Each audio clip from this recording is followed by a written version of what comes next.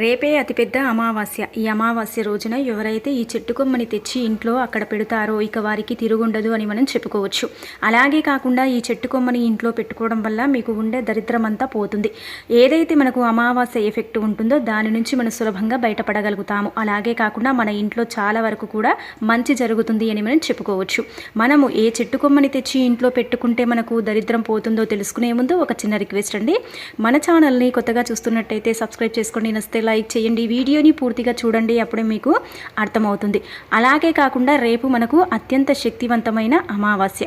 దీన్ని రకరకాలుగా పిలుస్తూ ఉంటారు. దీన్ని రకరకాలుగా కూడా మనము చెప్పుకుంటూ ఉంటాము. ఎందుకంటే పెద్దల అమావాస్య, అలాగే వచ్చేసి పిత్ర అమావాస్య, మహాలయ అమావాస్య అంటే పెద్దలకు పెట్టుకునే అమావాస్య, పెద్దల పండగగా అని మనం చెప్పుకుంటూ ఉంటాము. మన పితృదేవతలు రేపు మన ఇంటికి వస్తారని, వారికి ఇష్టమైన ఆహారాన్ని పెట్టడం వల్ల వారి అనుగ్రహం కలుగుతుందని, అలాగే కాకుండా వారికి చక్కగా ఏంటంటే ఇష్టమైన నైవేద్యాలను అంటే మనం పితృదేవతలను చక్కగా ఆరాధించుకోవడం వల్ల పితృదేవతల పేర్ల అంటే మన పెద్దవారి పేర్ల పైన కూడా దాన ధర్మాలను మనం చేసుకోవడం వల్ల పితృశాపాలు ఉండవని, పితృ పాపాల నుంచి మనకు విముక్తి కలుగుతుందని మనకు శాస్త్రాలు చెబుతున్నాయి. కావున ఏంటంటే కనుక రేపు మనకు మిట్ట మధ్యాహ్నం పిత్ర అమావాస్య అంటే గడియలు ఉంటూ ఉంటాయి కదండి. అంటే చాలామంది కూడా పిత్ర అమావాస్యను చాలా పవిత్రంగానే భావించుకుంటూ ఉంటారు. కొందరు ఏంటంటే పెద్దలకు పెట్టుకునే పండుగగా ఆ రోజు మొత్తం అంటే కొత్త వస్త్రాలను అలాగే వాళ్ళకి ఇష్టమైన నైవేద్యాలను వండి వారికి పెడుతూ ఉంటారు.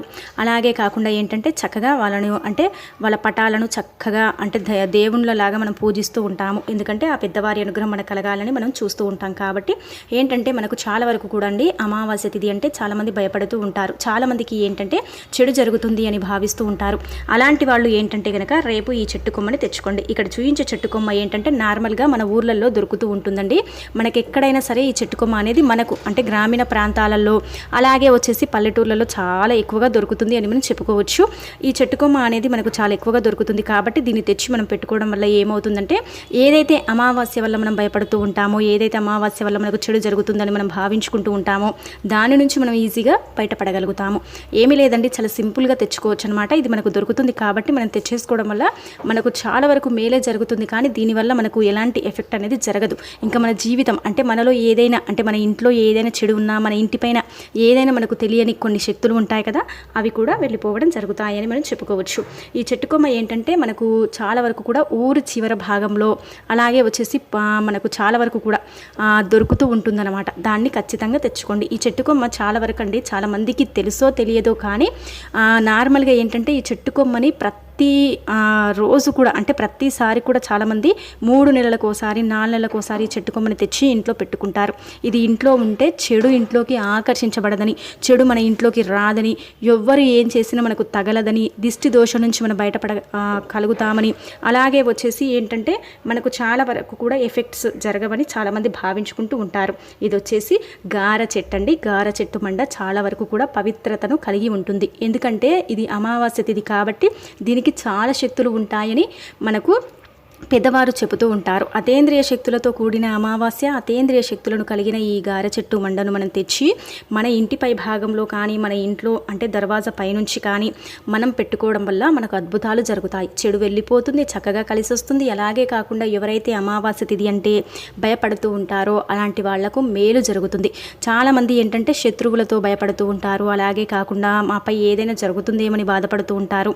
కొందరు ఏంటంటే అమావాస్య తిథి వస్తే చాలా వరకు జబ్బు పడుతూ ఉంటారు. అలాగే కాకుండా అమావాస్య తిథి వస్తే చాలా వరకు కూడా ఏదో ఒక రకంగా ఇబ్బంది అనేది పడుతూ ఉంటారు. చాలా మంది ఉంటారండి. కానీ కొందరు బయటకు చెప్పుకుంటారు, కొందరు చెప్పుకోరు.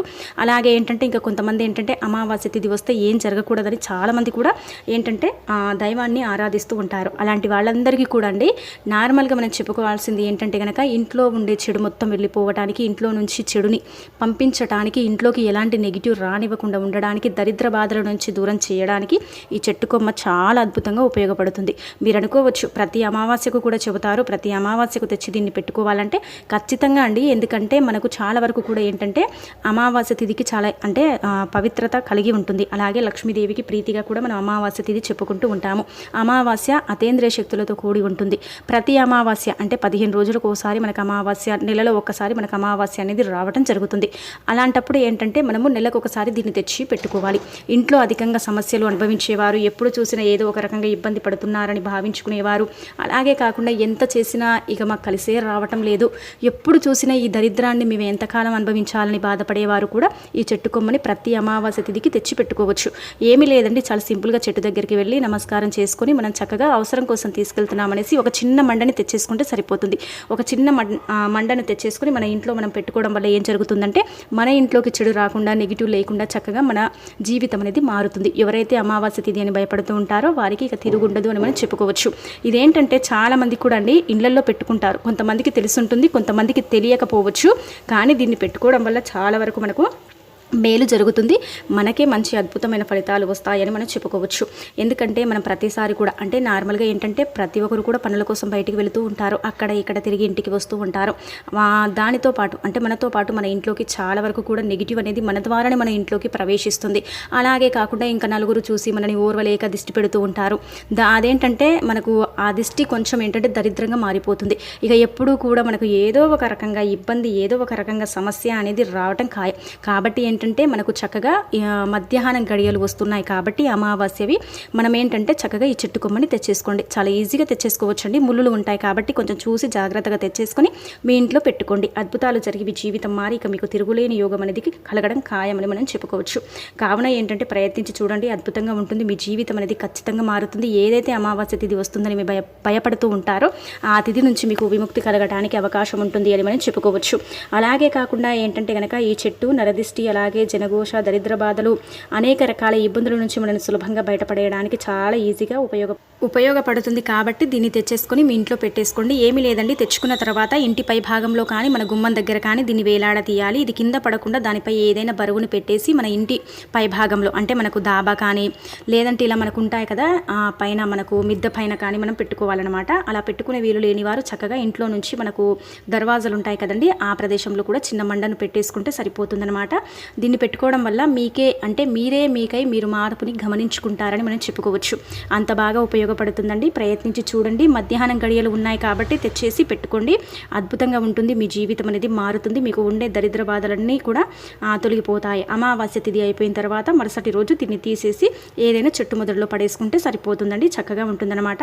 ఆ టైంలో అంటే ఏదైతే ఎఫెక్ట్ వస్తూ ఉంటుందో దాని నుంచి మనం బయటపడగలుగుతాము. అలాగే కాకుండా చెడుని మన ఇంట్లోకి రాకుండా ఉండడానికి ఈ చెట్టు కొమ్మ మనని కాపాడుతుంది అని మనం చెప్పుకోవచ్చు. చాలా ఈజీగా అండి, రూపాయి ఖర్చు లేకుండా ఈ కొమ్మని మనం తెచ్చిపెట్టుకోవడం వల్ల అద్భుతాలు జరుగుతాయి.